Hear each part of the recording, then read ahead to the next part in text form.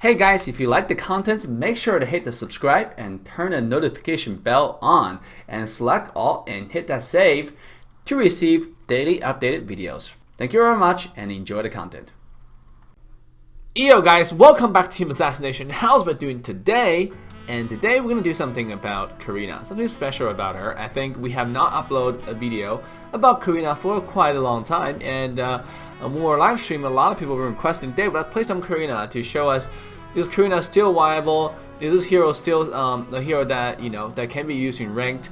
It seems like after the Karina nerf a while back, nobody has been playing her, and then obviously regarding all the changes on the assassin and the buffs and all this stuff, Karina was having trouble farming, but now, Karina, I can say, to be honest with you, for quite a while in Team Assassination Esports, when we're actively playing 5-man, we actually considered putting Karina in the main roster, because what you realize in the current meta where assassins and mages are really strong, people stop playing like marksman, and then they've been playing like a lot of mages as damage dealers and some peel, and then standard frontline standard composition, actually standard composition with 1 tank, 1 peel, 2 damage dealers, and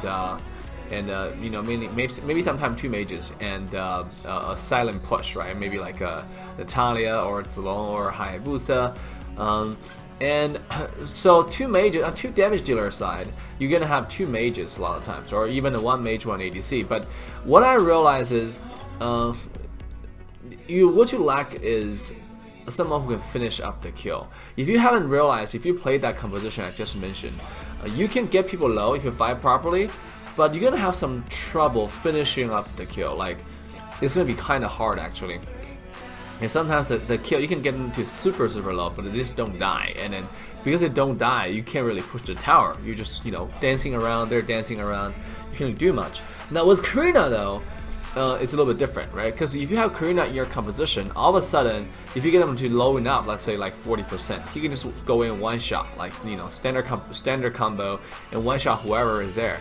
And that's why we're considered Karina, because of the unique burst potential this champion offers. And obviously, if you get a reset onto Karina, it's gonna be very game changing, right? It's just like once you get going, rolling with the freaking resets, it's just team wipe very easily. So in this video, it's a live stream video obviously, so you get to see the power of Karina. Like how strong is she? Still viable in ranked? I think she is. The only thing you want to be careful with when you play Karina, preferably you want to go melee. In fact, the only position for Karina to be effective is melee, because this is a position where she can get farmed, and she can rotate a lot faster, because Karina cannot farm all game in the jungle. This is a hero that's similar to Harley. You need to rotate and need to find an opportunity to farm on heroes, and that's how you snowball. Because when you farm on heroes, not only do you get yourself farmed, you also give your team an opportunity to snowball, right? So it's not just a one-way street. It's actually multiple benefits of what you're doing, right? So like right now, you saw me coming to top lane, got an easy double kill. Obviously, we sacrificed Saber there because, interesting enough, he just dashed in. Even though he saw my attack signal, I think really good team player, but may need an improvement on mechanic per se, right? Because you just use your dash, your only escape to go in, and oh yes, sure, like you saw my attack signal, you expect that we're gonna go in, but you have a panda that that can use ultimate and then knock me back. So obviously that's what I was waiting for. I was waiting for panda's ult, or waiting for a Cyclops to get a little bit closer. You gotta be a little bit patient, right? For them to be a little bit separate before I go in on Cyclops. But sure enough, Saber just went in like a bounce, and it created us an opportunity to get double kill, but he didn't have to die there. So right afterwards, and go back to farm, and because of level 2 jungle item, you can see I'm always at full HP and full mana, and obviously I had a blue buff also. I noticed something happening on the bottom side of the map. I immediately come in for the support. Bowman did get a kill onto the turtle as well as Zask, which is quite unfortunate, but I come quick enough for the support, and because of that, we're able to pick up I think a double kill here as well, right? Saber was here pretty early, so I gotta say I gotta give the Saber a pretty good team player kind of award, because rotation is good, you know, but because of that, what he did, we are actually gonna lose top tower. You know, as a trade, we're gonna take enemy mid, right? So sometimes when you're losing objective top, don't go there. And the one thing you want to know, this is a mindset, right? If you're losing the objective on the other side of the map, it's gonna take you a while to get there. Don't go there, right? It's a waste of time, because if you get there, they already took the objective and they're gonna leave, and you're gonna go there and get nothing out of it. And because they already took the objective, they might ambush you and they end up giving another kill, and you're gonna lose a more objective. So what you want to do is trade, right? So you saw us obviously top lane lost the tower there. Immediately on live stream I explained we're gonna go take mid instead, because it's just, you know, you lose a tower, you take a tower, so you don't really lose anything, you know, because your enemy team is even. And you are having the same resources. And here, obviously, Panda went in, tried to push Roger away, and because of what they did, Saber immediately came in ulted, which was really, really good, and gave us an opportunity to get another double kill for their team. So at this point, I'm already snowballing. I already have 5 kills, 6 kill participation out of 7 from our entire team. And seeing that bottom has really nothing going on, and with wave pushing towards enemy tower, I decided to come here and take the river crab instead. Obviously a little bit, you know, try to get away from Harley, make sure he doesn't take it.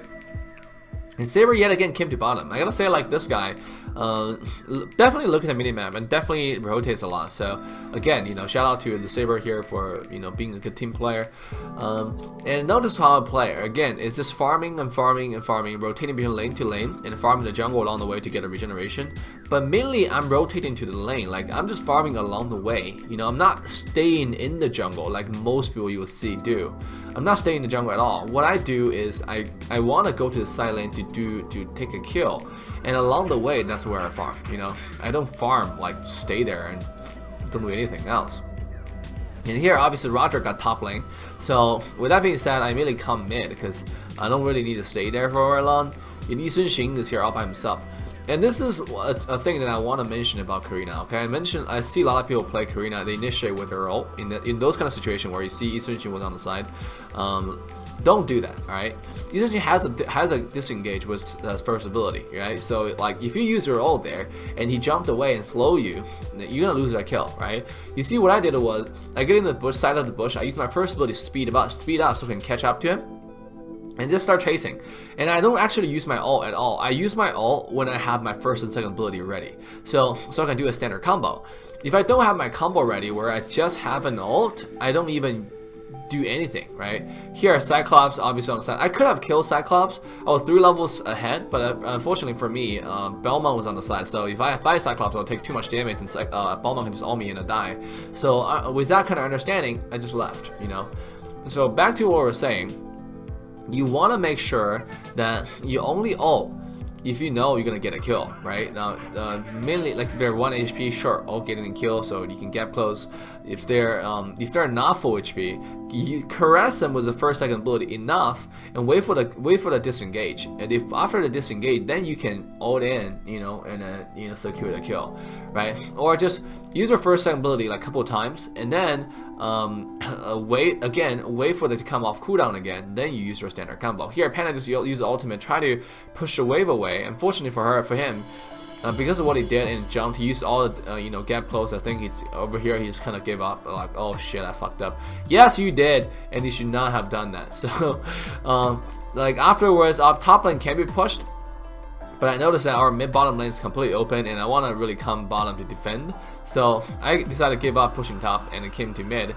Again, along the way, I start taking their farm, right? I see Harley jumped in, come in here, using my second standard combo here. You see what Franco's doing, right? I was chasing Harley. By the way, this Franco in the entire game is just not performing at all. So, but I mean, it's just what happens. You can't really control people. Here, even I know this guy's gonna go bottom side, right? So I decided to just like come here, like chase halfway to bait him to go back, and then instantly turn around. I actually turned around before he jumped back to his original point. So yeah, when you play against a Harley, you can chase, but you want to make sure one of your teammate at least stay with crowd control, stayed at where Harley's gonna go back. So you can secure the kill there. Sure enough, afterwards, we're gonna rotate bottom lane, push the wave, and if I don't see anybody on the map, I'm gonna be a little bit careful with my positioning. Now I see 2 people on the top lane. It's essentially me, the only guy on the bottom. Again, I didn't use my ult, just kind of scared him a little bit, take 1 minion and leave because I don't want to take any more slow. The slow from this auto attack is absolutely insane. Take a little bit more farm from their jungle and rotate towards mid. You see, it's all I'm more kill conscious, but at the same time, I'm always farming along the way. I'm not wasting time, I'm not wasting precious time rotating. So that's why you're wondering, Dave, why you're always like everywhere around the map, but at the same time you're not really, you're still farmed. And this is exactly why, right? I rotate and I farm along the way. So here, when I see an imminent fight going, happening on the mid side, I just stay on the side and make sure they commit first. You want to play Karina, okay? Don't engage. Never engage by yourself unless you know like they're just totally by themselves and you get a kill. You have to wait on the side, make the enemy commit everything on your team. I'm talking about everything, mainly their main damage stores like Eudora or whatever, and mainly their qual control skills. Make them commit. Now, obviously, I left, and then the moment I left, our team actually decided to fight. It was pretty interesting what they're doing. The entire team got wiped off. But thanks to panning in the tip video I did, I see the enemy team was quite low, right? Even though and then they used everything already. So it's just like, even I jumped in, they couldn't do anything. And you can see because of what we did, we're able to pick up an easy triple kill, and they're not able to do anything, right? Now Panda come in here. Unfortunately, Panda still has ultimate just from the position, like how look at like he's trying to walk behind me even though he's super low. It tells you he has ult, and you can see that I was waiting for my first second ability to come off cooldown before I jumped in here. Unfortunately, Panda still jumped and tried to push me back, so I wasn't able to get a kill there. But still, we're able to get an easy triple kill and then clean their lane, right? Afterwards, I was gonna go for our blue, but seeing enemy red is up, so it's more appealing, right? Because denying enemy buff after you kill enemy team is very important. It's one of the objectives that you have to take. Because jungle, by the way, jungle is neutral monsters. All right, neutral monster is another objective. Initially, like I said, when there's nothing going on the tourist side, on the turtle side, when you can't take those objectives, who can farm jungle and who can invade and counter invade jungle makes the game most exciting and makes the game most strategic, because that's where you separate your farm from your enemies. And here you can see our team again used everything. Sorry, enemy team used everything, especially speaking Cyclops and Ethan Sheen, right? Use the stun and everything. So I'm pretty safe on the engage. So I just jumped in, and I'm really farming at this point. I'm level 15, where everybody else is level 10, level 11. Again, I'm just super farmed. So I can one shot them really darn easy. And sure enough, I jumped in and Cyclops died. And afterwards, I came in here and get an easy kill on development, but not able to pick up a kill on Panda because she jumped away way too fast. And somehow I got stunned here. I think this Bellman's petrified. No matter, afterwards when I come here to take the tower, because of Zask, you can take on tourists very easily, and they can't really contest, right? And see what I'm doing. After Hardy ulted me, I hide it behind Zask's plant. And this way, his first ability will only go to the plant, because the plant acts like a shield, right? That's why it also acts like a person. That's why Hayabusa has a hard time killing Zask, because you go in, Zask send in like a spawn and stuff. You just can't kill him. Like you can do damage with the first second ability if your second ability landed. But if Zask know how to play and he just hide behind this plant, like you go in with your ultimate, you're gonna do no damage to Zask. You're gonna do like damage to the plant, which is not even gonna be enough to kill the plant. So it's just kind of like a waste, Like Zask, not a counter to Haya, but Haya definitely cannot do anything to Zask. I think Zask can be a counter to Haya strategy, because think about it for a second, right? You try to push in the tower. Haya is one of the most annoying person. Here I try to get Cyclops, but Cyclops got away way too fast, and I'm just a little bit out of position here. And then sure enough, I was able to pick up a kill, but just a little bit. I can't lifesteal enough. I thought I could just hide in the bush with this guy to come in. I should have sidestepped a little bit to the side and just be fine, but then I wasn't able to. So unfortunately, it's not a perfect game. But nothing is perfect, right, in this world. So, see when I'm dying again, 23-17. I have 15 out of 23. Majority of kill participation here in this game temporarily, and I'm really farmed. I have my full item build. I sold my jungle item already. Got lightning truncheon, so to add a little bit more burst to my kit. Right, and at this point, the only thing I need to buy is maybe like a tank potion or magic potion. I prefer tank potion a little bit more than magic potion because I'm a more of an engage kind of hero. So, like not engage, I mean like dive in kind of hero. So I prefer a little bit tankiness. So just in case that they have a lot of burst to kill me. In this case, they actually do. They have Cyclops, right? So I'm really afraid of those heroes, because who can kite and who can do damage at the same time. If I go in and don't kill them, I'm pretty much dead, right? Here I got a blue buff, panning the map, getting to know where enemy teams are, what skills they have used. So here I see Panda jumped in using ulti. I got ulti right here, so I have to instantly retreat. Thanks to those interesting combo. Like, look how much they have dished on me, right? Sax ulted, Harley ulted, Panda ulted, and somehow our team still lost that fight. Like, I was just really amazed, like, how everything happened. Like, how did everything happen? Like, they used everything. You saw the replay. They used everything on me. Harley, Cyclops, Panda. Like, what else is there, right? What else is there? You have an Eastern Shin that have no crowd control, maybe a slow. You have a freaking, like, who else? Belmont. Nothing else. There's no crowd control. Everything else, the main damage source, is all on me. So I wasn't sure like what our team was doing, but it wasn't important. Important part was our team was able to defend the tower, which is exactly what I needed, because I don't want the inhibitor tower to fall. And sure enough, there's another wave coming in.